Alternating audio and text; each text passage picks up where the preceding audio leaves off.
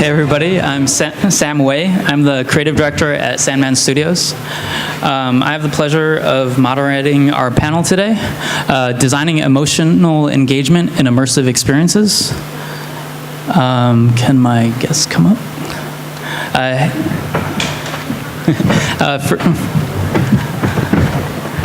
Oh man,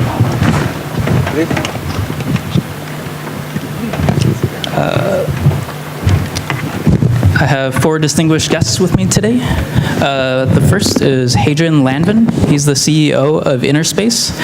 They've created award-winning experiences like The Unfinished, which you can try here at the festival. Their studio is also working on a game called The Tiny Fisherman and has previously created Firebird, among others.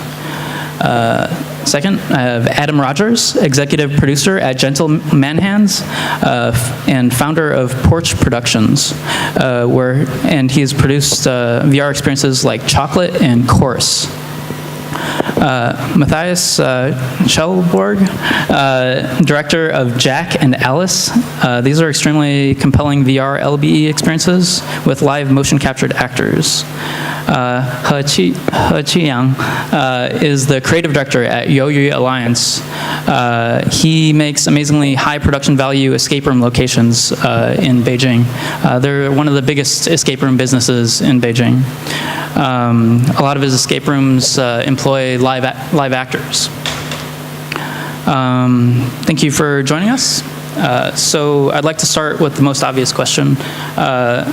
What's your general approach to evoking emotional engagement in your games? Start with you. Well, for us, emotion is a part of all the different verticals that we try to address when creating content. As you said, we've been making content and on different types of platforms, mobile, PC, now location-based, and for all those different platforms, you have certain limitations, but also certain possibilities that you have to take into account and ideally leverage to bring in some emotion. The piece that we're showing here, which is called The Unfinished, is actually the second episode of the Firebird series. To make it short, it's kind of Disney's Fantasia, but for VR. So it's based on three very simple principles: compelling classical music, short but again compelling narratives, and ballet performances. So through those three approaches, we try to, again, leverage everything that those parameters allow for emotion. So classical music, of course, is at the core a very strong vehicle for emotion, and for that we rely on pieces that have a lot of depth. The second, which is the narrative, we talk about love. Essentially, those are love stories. In The Unfinished, the idea is that you have to help a couple of ghosts finish their love story. And the third one, which is probably the most important in the Firebird series, is the ballet performance. For us, I mean, there's plenty of previous art forms that you can bring into VR, and for us, dance is one of the most powerful and one of the one that probably fits the best the medium. The reason being that through VR and especially through high-end devices, you can really feel the presence and the volumes, for lack of a better word, of the performance. And the language of dance is essentially that getting bodies to move and bring emotions without words and in relation but independently to the music. So this is what we've tried to bring to audiences, and the results have been, from our point of view, pretty exciting, which is not everyone is particularly familiar with dance, and especially with ballet dancing, but one thing that almost no one is familiar with is to be on the stage next to the performers. And this is probably where the emotion is the strongest. This is where we wanted to bring the audience, and this is again what is at the core of this experience. Adam, you wanna? Sorry. That's really good segue in, because dancing is my joy and our experiences are based around dancing. You may not know them or tried them, but when you do, we're manipulating you to dance, even if you don't want to dance. So for us, it's joy.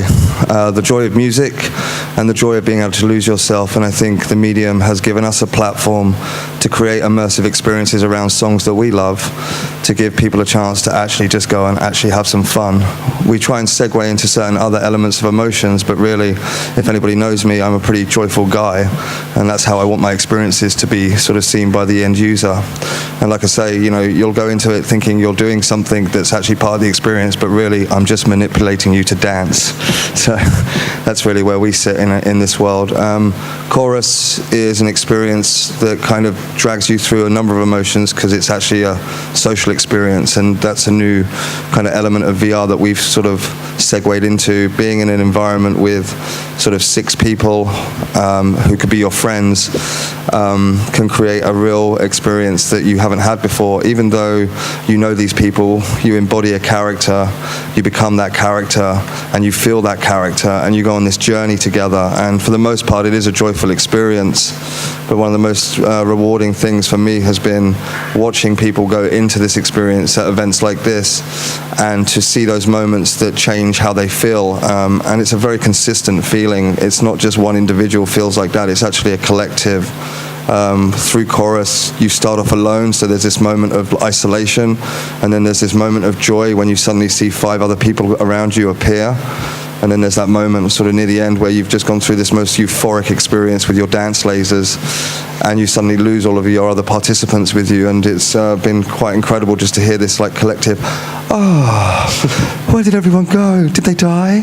And so there's like, you know, that emotion comes out very consistent. And I think that's been one of the most amazing things about VR, to see that there's a part of the brain, I think, that is tuned the same.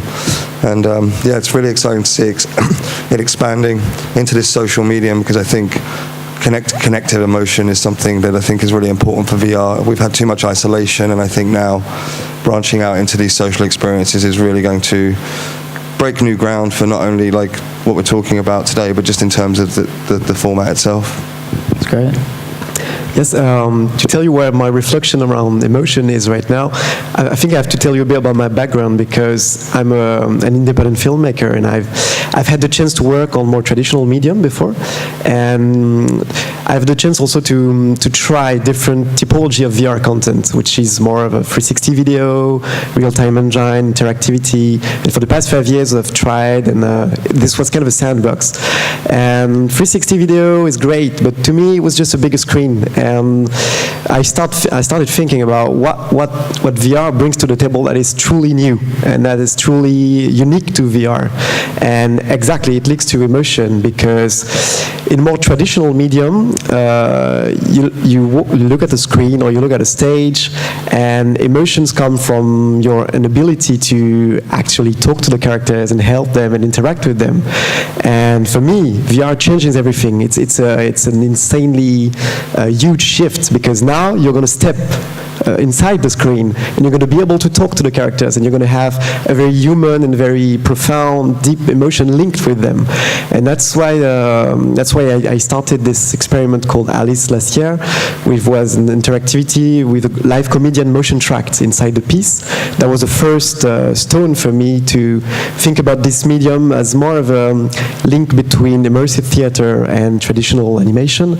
And with Baobab Studio, we had this great collaboration, and we premiered a project at Tribeca this year called Jack, and we pushed it the further we could with every multi-sensory input we could take. So in Jack, you step into the door, and you'll be able to walk inside a space where you can interact with characters, but you can always interact with props. You have smell, you have heat, you have wind, you have every type of sensory input you can get, and you can actually talk with the characters, and they addresses you as someone which is part of the story. And this link you get from this type type of format is incredible because it's very new, and it's incredible to see how people are willing to play along and how people are willing to be part of a story, help the characters, and help push the story. And I think that's what VR brings to the table, and I think that's what I'm very excited about right now. That's great. Qiyang. 大家好，我是鱿鱼联盟的何其阳。这个可能在咱们这样的通话的话，可能大家听起来就不太费劲。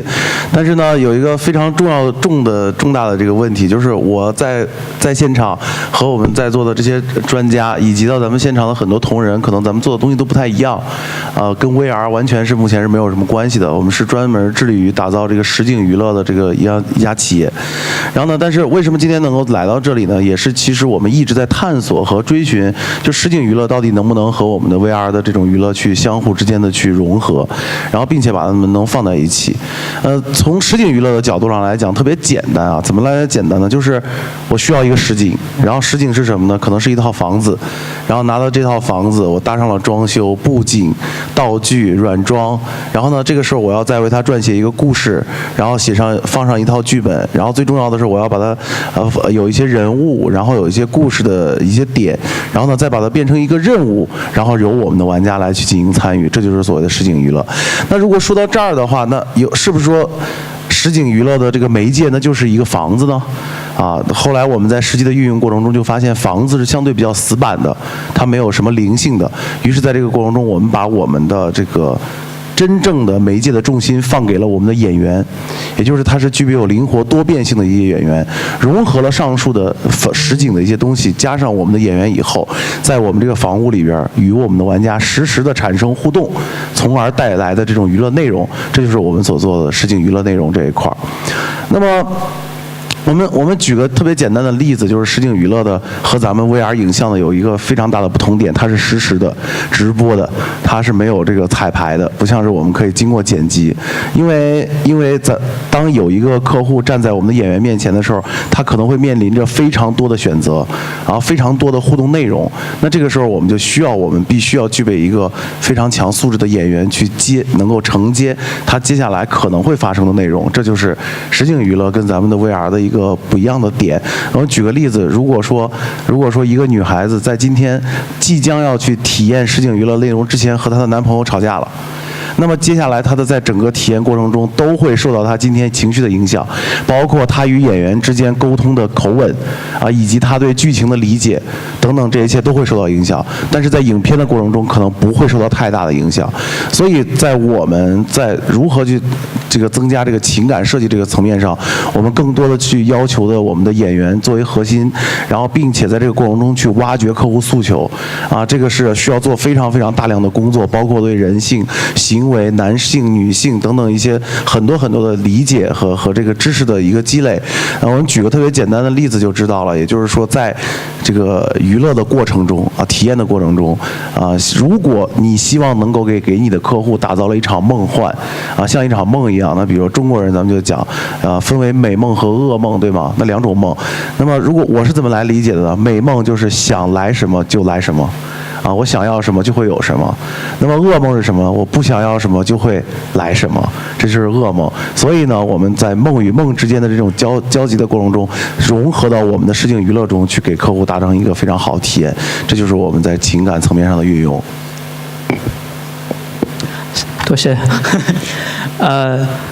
So in preparing for this talk, I realized a lot of you guys use live actors and actresses in your work, whether it's recorded motion capture dance in yours, or like a real live performer in yours, or live actor in an escape room.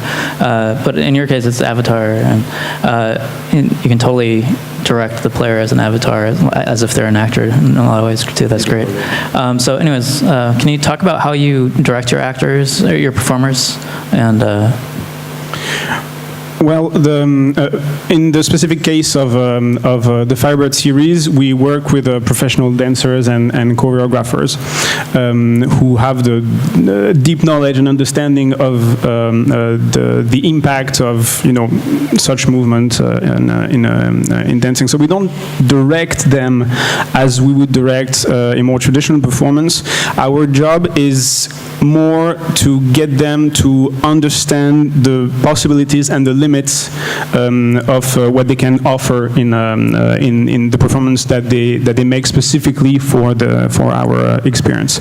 So we're more, I wouldn't say teachers to those people, but again, we try to get them to experience as many pertinent VR experiences as possible, and try to get them to understand how free they can be in offering us, ballet performances, with the only limits that, again, there is a strong technological, I wouldn't say barrier, but technological parameter that has to be taken into account, especially since we use motion capture. Do you think they modified the way they danced to cater to VR in a certain way? Well, at least I don't know if it really modifies the way they dance, but it certainly brings forward something that's, in my opinion, very interesting when you create a choreography, which is you're not performing for a wide audience. You're performing for one or two or a few people, at least in the experiences that we make. And I'm not talking about the massive multiplayer experiences. Specifically for the Firebird series, the challenge, I would say, or the opportunity is to say, okay, from the user's standpoint, he's going to have access to a performer or several performers just for him for the duration of the experience. But for the performer, he's also going to have access and a direct connection to an audience who is going to be very attentive to whatever he does, and maybe more receptive, or at least receive the emotions in a more direct way than he would if he was part of a larger audience or standing much farther to the action. That's really cool. Adam, how do you like to evoke emotion from the player themselves with an avatar? Yeah, the avatar is an embodiment. The first way we get you engaged is by always giving you a mirror. I think that's really important. That was really cool. Yeah, gives you a chance to actually kind of like feel and see who you are. But really, in the experiences we're doing, we're actually creating. We're giving you everything to act out to. Yeah. We try and drive everything through the music, just like you watch a music video. It's cut like the director wants you to see. So the player becomes a performer. Yeah, right? And there's been some criticisms at times about our work, like why can't I shoot the cats out with the triggers myself? Why can't I do this? Why can't I do that? And the thing is we're trying to actually create a medium where we embody you in the middle of a music video, but just like a music video, the director wants you to see what you want to see. So Tyler has that aim in mind. So you're acting out a performance based on what we're giving you to do. Chorus takes it a little bit further. When you have a 7.5-minute experience, you have to take into that boredom factor. And so, yes, there's a little bit more interactivity, but like I said earlier, the only reason you have these lasers, it's not to shoot the birds around you, it's because we want you to be moving your arms and dancing. Right. So again, we're master manipulators with the work we do. So you embody that robot, we're going to make you do what we want you to do. So we're kind of giving you a performer, but you are the performer, but we're just directing you. Dance lasers. Dance hanging lasers. On that term. Dance lasers. Previous answer. No, it's very interesting because it comes down to the question: how can you let so much freedom to your viewer and yet keep your story going from A to B and keep it flowing your way? Keep directing while you give full freedom to your viewer. He can talk. He can actually break the story if he wants to. He can actually not play along. He can actually go into other direction. And for me, that was kind of the core of the things, because if I came from more video gaming background, I would have been tempted to do more of a branching writing in my work. Be like, okay, I think some viewers are going to go this direction and some other are going to go this direction, and you need to be prepared for all of them. But instead, the way I'm approaching this is by writing a very linear story in a very traditional manner, and write down moment of interaction where the viewer has no choice but to be part of it, so that it's kind of a manipulating tricks is that it cannot do anything else than going this direction at this precise moment because it's written this way. And we're working with the actresses and with the actor for this specific moment of the story where the viewer is more vulnerable because he has the freedom, but yet he has a challenge, he has something to accomplish. So he needs to challenge himself, like, I don't know, there's a moment in Alice when you need to help a character, so you're building a link with the character, and when the link is built and you reach out and you're trying to help him, you're gonna fail, you're gonna break it, and he's gonna die. In Jack, there's a moment where you need to trade something against something else, and whatever you do, the trade is gonna go wrong, and it takes 5 minutes for some viewer, when it takes 1 for others, but it always comes down to this point where it goes the way I want. And I think that's very interesting to talk with the viewers after the experience, and if they felt like, oh, I did everything wrong, could I have done something differently? And if they think that they could have done something differently, that means I've done my job well because they felt they were free, and yet everything happened the way I wanted, and that's why also the story feels solid and it feels working as a whole. How much do you prepare your actors? Like how structured is it? Like, can you prepare them? Like, because there's so open-ended how the audience member can react, right? Like, no, you have to. Casting is the most challenging part because I need people that can easily improvise and go off the charts. So that's why we're focusing on theater actor more than movie actors, because it's not that much about learning your part. It's more about learning all the typology of your character and then being able to open the drawer and go this direction with one viewer.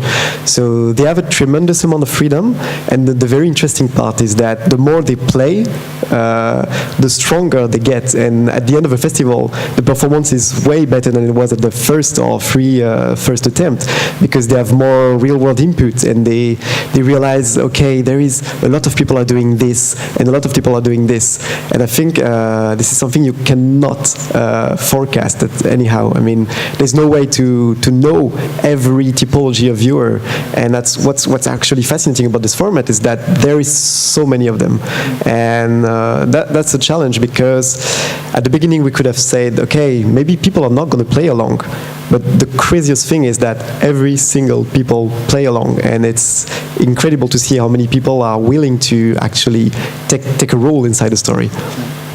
何志阳，你跟导演怎么演员怎么导演？啊，说到这个话题，我觉得就比较这个贴切了啊，因为在传统的影视艺术，我是这么来看的，就是电影的艺术，我觉得是光和影，是镜头。是表演这个明星也好，艺人的表演，然后以及到后期的剪辑的一个艺术，然后最终呈现给了我们所有的。那就好比到了 VR， 我们做 VR 影像的时候，就会发现有一个不一样，比如说在电影里边会有一个技术叫做借位。比如说这个男主角和女主角之间可能需要有一个 long kiss 的一个戏，但是这个时候呢，这个女主角可能我不太想跟这个男主角去发生这样的行为，所以呢，我们可以式的借位技术把他们俩这个 long kiss 的镜头拍掉，但是 VR 是不可以的，因为我的观众有可能会走到他们俩的身边去观看，所以这个 kiss 镜头必须要是真实的。那么对于我们来说，就是我们在实景娱乐中的这个演员的运用呢，就像刚才说的，就是和我们的 VR 就有点贴切。比如说，我们需要让我们的演员有更多的积累，他们要去塑造各式各样的可能性，因为它的自由度非常的高。我们要在这个过程中把握几个点，第一个也就是说感同身受，真听真看真反应的一个过程。那么演员他必须要切切实实的走入到这个角色之中去，他才能给到一个非常好的个人体验，以及把他通过个人体验的表演艺术呈现出来以后，给到我们的观众，让我们的玩家也能够有一个很好的体验。这是首先从体验的层面上。另外一个层面上呢，就是引导。这个引导呢很容易去实现，怎么去实现呢？就是他要做一些非常能够吸引眼球的事情，那么当他吸引了观众的眼球和玩家眼球的时候，玩家就会对此而产生好奇，于是很容易可以把观众带进去，这是一种。那么另外一种呢，就是即兴表演艺术，他必须要去时时刻刻关注我们客户的反馈，从而做出一个正确的反馈，这也是非常激动的和高自由度的。最终呢，在前面我说的这三种这个展示示的手法以后，还有一个非常重要的点就是服务。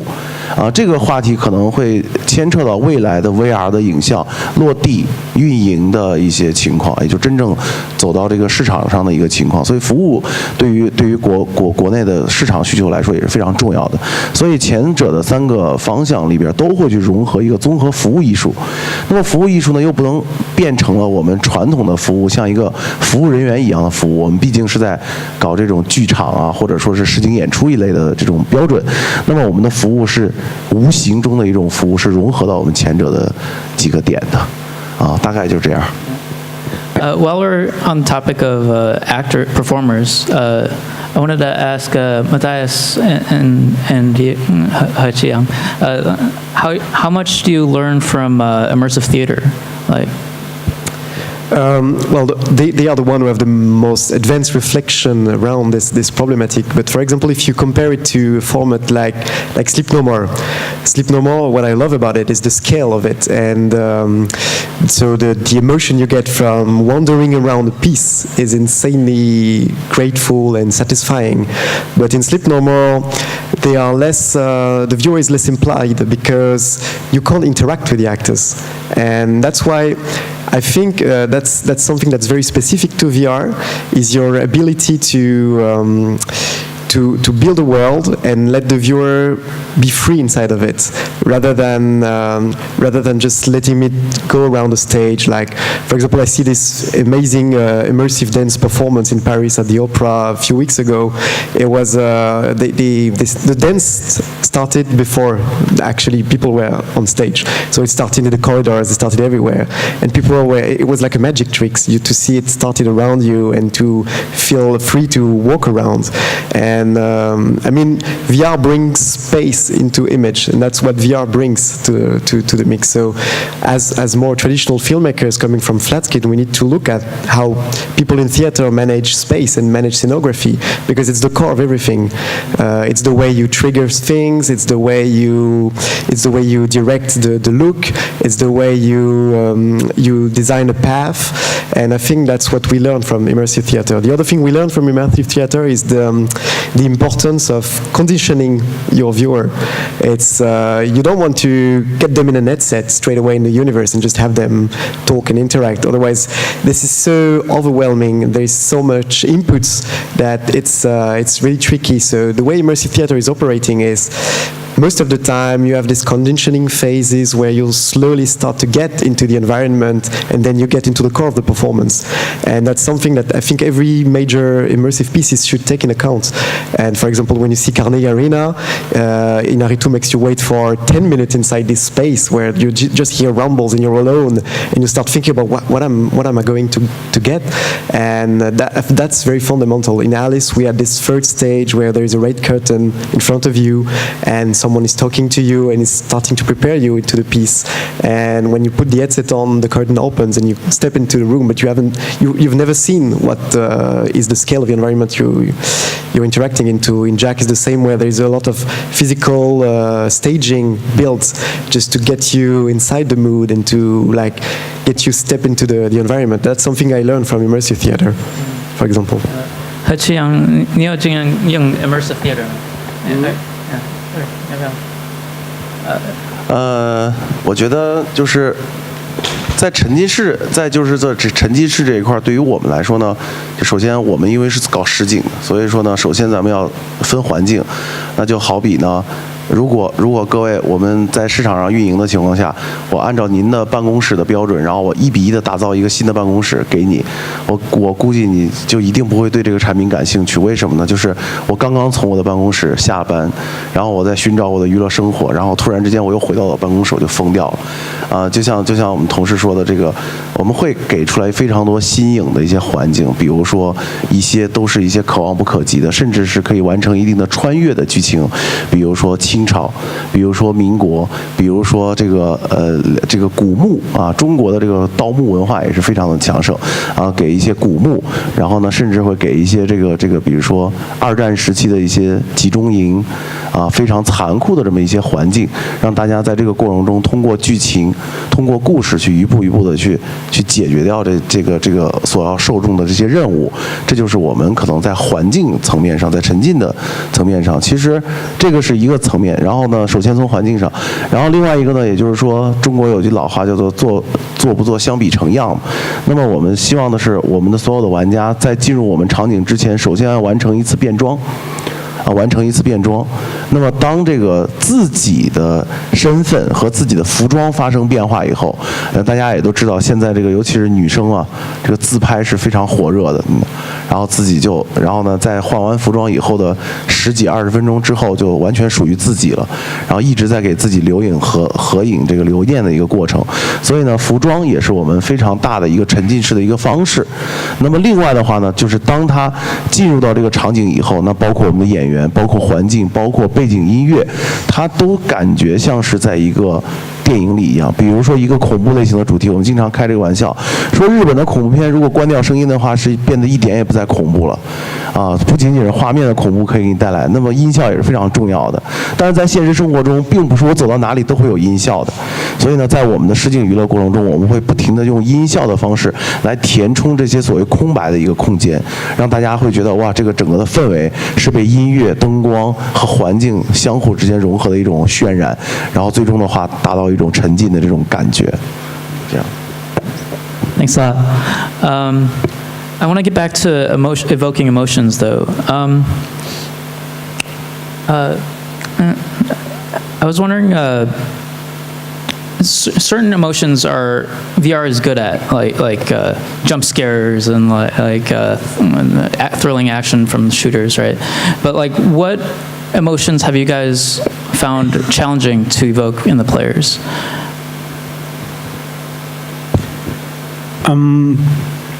I would say that more than specific emotions, one thing that is difficult in any digital creation form is to create attachment to the characters, and what is specifically difficult is to create attachment to characters through narration, at least in our experience, for two reasons. The first one is that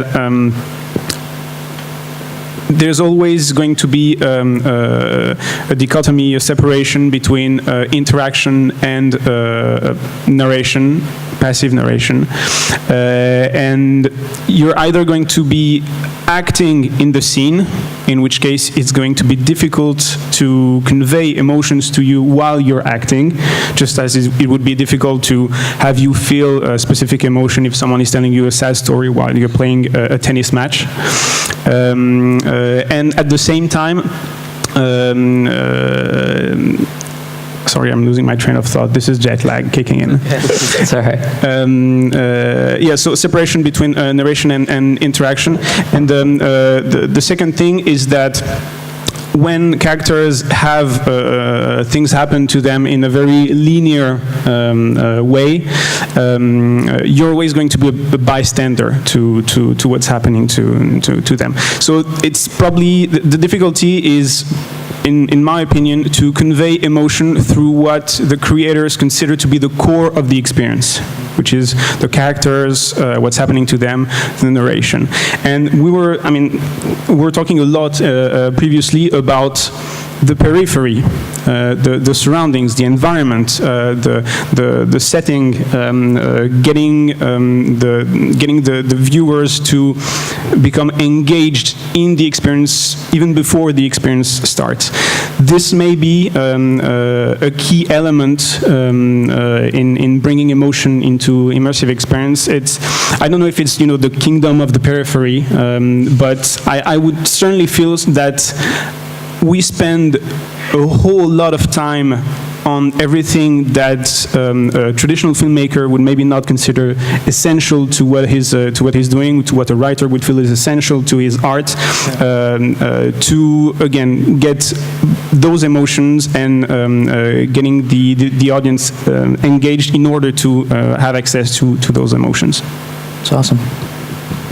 Yeah, I think for our experiences as well, especially chorus, and in general, really, with where we are right now with VR, I mean, people who are doing VR, they've never done it before. You know, it's not something they're used to. And something we found that's really important is setting people up before, because we're trying to convey these emotions or get them to feel these emotions, but sometimes they're scared, sometimes they don't know what they're doing. A couple of important things that we've started to learn is to give people introductions to what we're doing, to give them a moment to understand that they're going to be someone else, they're going to be doing something else.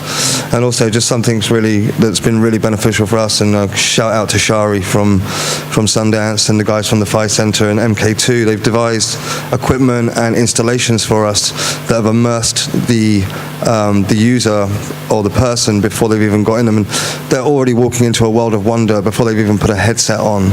And I mean, I don't know if anybody went to Sundance this year or been to the Phi Center, but you know, the installations there were just incredible. So people were already excited and ready to go, and so we'd already crossed a barrier by having that, and I think that really, really helps. I mean, obviously you can't have those installations in your house, but at the moment where we are with VR, for our content, it's a really great way of like getting people to understand that they're going into something new, it's going to be a new world, and set the installation up so they already feel the kind of emotion that you're going to get when you go into the experience. I think is really, really important. So yeah, very grateful for those guys for supporting us in this kind of work, because I don't think we'd have the kind of success or certainly the attention that we've got if we didn't have those. Really interesting. So, I don't know what is the most difficult emotion to tackle, but I think can tackle pretty much everything. What it's very strong for, and that's the core of my work, is to get you back into the shoes of a small child and to get back to this amazing way of seeing the world with wonder again and magic. And that's something you can play with when you establish this. So for example, in Alice, I'm always playing with guiltiness. Like some character is handing you a piece of chalkboard with a poem on it, and you need to learn it very fast. And you need to, so you read it, it's very difficult, the character gets back and, okay, so do you know the poem now? And I'm always taking it at the precise moment where you can't have memorized it. And by the end, the text starts to change and there's some drawings instead, so you're always messing things up. At the end, you need to catch a crown, but whenever you're trying to move forward, it just gets higher and higher. You never up to the task. And that's very interesting to be able to tackle this very primitive and very core emotions that that's very difficult to actually address with more traditional medium, because I think that's the core of what VR can do, which is helping directors to address the viewer as an active participant inside the story, and that's something that VR is very strong for. So in that example, you evoked nervousness in the audience. Like, that's really cool. Yeah. 其实从这个情绪的这个运用上面来说，可能我们的这个研究的方向啊，跟大家可能多少又有点偏离。就是对于我们来说，情绪的这个把控，在我的世界里是分有这个像波段一样的，也就是说，我会去更多的去拉它的反差。而不是说我们去强化某一种情绪的传播，而是说在各式各样的情绪过程中，最好建立出来它更多的反差。我们举个例子就比较简单一点，比如说，如果我在我的游戏一开始，我是一个级别非常低的人物，那么当我去执行我的任务的时候，我总会被演员们所欺负，甚至会辱骂我，当然是合理的这种辱骂，所以呢，我就会非常非常的生气。那么这个时候，作为我个人来说，我一定要解决这个问题，从而的话增强了我个人的责任感和我的这种使命感。那么于是当我就决定通过我所有的努力去完成了一系列任务以后，我的级别已经升得非常高了，我可以搞定这个人，分分钟就可以搞定他。所以在这个时候呢，我就会再次出现在他的面前，我就解决我之前想要解决的一些问题，我就会易如反掌。这个时候我的感觉就会非常非常的过瘾，非常非常的嗨。所以这就是刚才我们提到关于美梦和噩梦的问题，就什么时间下我们需要给他一个低谷，谷底，什么时候需要他触底反弹，然后抬到一个非常高的一个过程。就好比还有一些从行为上的一些研究，比如说我们想让这个人，就像我们小的时候这个去逃学，差点被老师抓到。啊，这个时候我们的脑海里想到的都是老师今天一定不点名，老师一定没有发现我不在这个世界。结果呢，事实就是老师今天真的没有点名，真的没有发现我。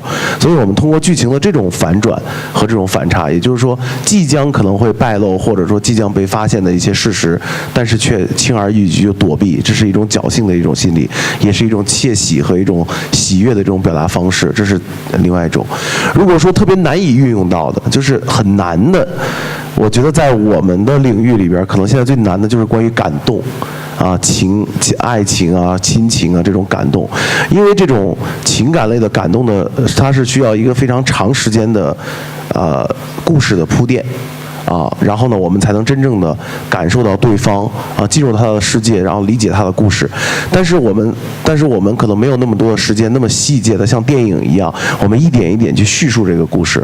我们全都是在现场即时发生的一系列的东西。那么后来呢，我们也在这个方面做了研究以后，也找到了一定的解决方案现在在逐步的进行落地。比如说，我们可以为这个现场建立一个感人的故事，但是我们并不需要很长的时间去铺垫。而在这个时候，我们的玩家通过他的权利和他的这个功能以及他的游戏功能，是完全可以改变和颠覆这个一个非常苦难人的命运的一个过程，也就让我们的玩家有权利可以改变一切。这个时候他的参与感就会进去，他的同情心也会建立，从而情感的连接会更快速一些。这就是目前的情况。I like how it seems like you challenge the egos of your players. It's really cool.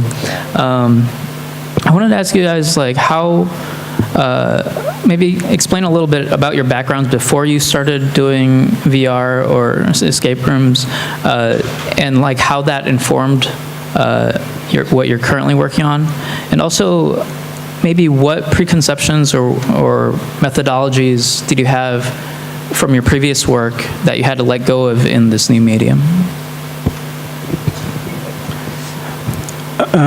Well, I guess my background is mostly in traditional film, though not as a director. One of the misconceptions or the biases that's been the strongest initially for me was to absolutely want to tell a story in VR and only tell a story. I've come to the conclusion that for me, at least, it's always more interesting to have interactivity, and just like I said earlier, there's always a trade-off between how much you can expect your audience to play and to interact with the experience that you're giving them, versus how much attention they're going to give to the narrative. So yes, I would say understanding how potent interaction was and how conflicting it could be with conventional forms of narration was probably one of the biggest challenge. And essentially it all comes down to something that, again, I've heard a lot, and it's interesting to see that this is something that happens to creators in VR, but also not necessarily in VR. As soon as you have an audience in front of you, either individuals or groups, and you want them to get involved, there's no way, in my opinion, there's no way around the fact that it has to be audience first. And that's something that is sometimes very hard for creators coming from more traditional media to understand, to accept. You were saying that those guys are challenging the audiences. I think in the case of VR, audiences are much more challenging to the ego of creators than the other way around. That's a really interesting perspective. I like that a lot. I still don't know why I'm really here, to be honest with you, in VR. It's crazy. I think to myself when I look back on my career, and I have to pinch myself still that I've been spending 3 years creating music VR, but then I kind of actually realized that it was probably a bit of destiny. I started working as a DVD producer for Technicolor, and then it dawned on me that my grandfather started working at Technicolor in 1940, and then when I left Technicolor in 2013, I think it was 175 years of my family working there. So I guess I should be here, actually, now I think of it. Yeah, it's incredible. So music DVDs really was the kickoff for me, and not being an artist in the traditional sense, but actually being allowed to work with creatives. And one of my first DVDs that I produced was for Depeche Mode, working alongside the amazing Anton Corbijn. And I think from that moment on, I was like, if I'm going to be a project manager in this kind of capacity, it's got to be creative. And so, yeah, just through the years, going through different processes, working in DVD, then working in traditional film, digital intermediates, then working in visual effects, and then getting a very panicked Tyler Hurd call me up one day after Old Friend came out, and there was an article in the New York Times that said, video killed the radio star, VR killed the video star. And he's like, I need help. And I said, I can help you. And that's why I'm here. And it's just been an amazing journey. And now my focus is on not only sort of working with people like Tyler, but also helping other creatives out there. For me, it's all about the creative and bringing great ideas out. And there's a lot of artists out there that need the support that they're not getting. And that's where I feel my place in the world is right now, to try and bring some of those experiences out. But really, it's got to be fun. It's got to be creative. It can make me cry a little bit, but most of the time it's got to be fun. So, yeah, that's where I'm at. That's awesome. Well, before I started kickstarting the Oculus in 2012, and my life changed after, I was more of a traditional filmmaker. I directed high-end commercials and music video, and I think the reflexes I got back from this era is maybe a way to work with actors, but also a strong link to editing and rhythm inside pieces. That's something that I got from music video.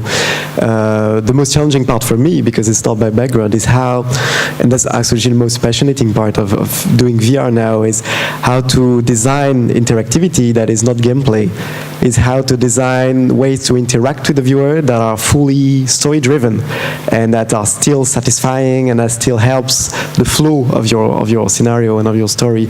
And I think that's something that's very challenging, and that's something that I really to push the further way I can.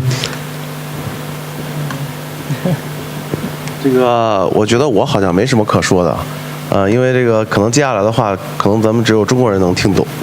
以前的时候我是做公关活动公司的，专门来负责产品的策划这一块儿。然后呢，很多的这个甲方呢就会不停地提要求，给我一些好的创意。现在终于不做这一行了，然后呢，于是我就自己给自己设置甲方，然后去研究真正的我们的甲方，研究我们的市场。然后呢，包括未来也是一样，如果我们有甲方，随便来提要求；如果没有甲方，我们来自己虚拟一个甲方，虚拟一个简直不可一世的甲方。然后总而言之，我们去满足甲方所有的诉求，去探寻这个市场上真正的诉求，这就是我们未来将要去做的几个点，好好的服务好我们的每一个产品，打造一个很好的内容给到这个市场，这是我们最希望做的事。I think we're out of time. Real quick before we go, is there anything you guys want to plug real quick, like what you're currently working on, what you're coming out with soon or something?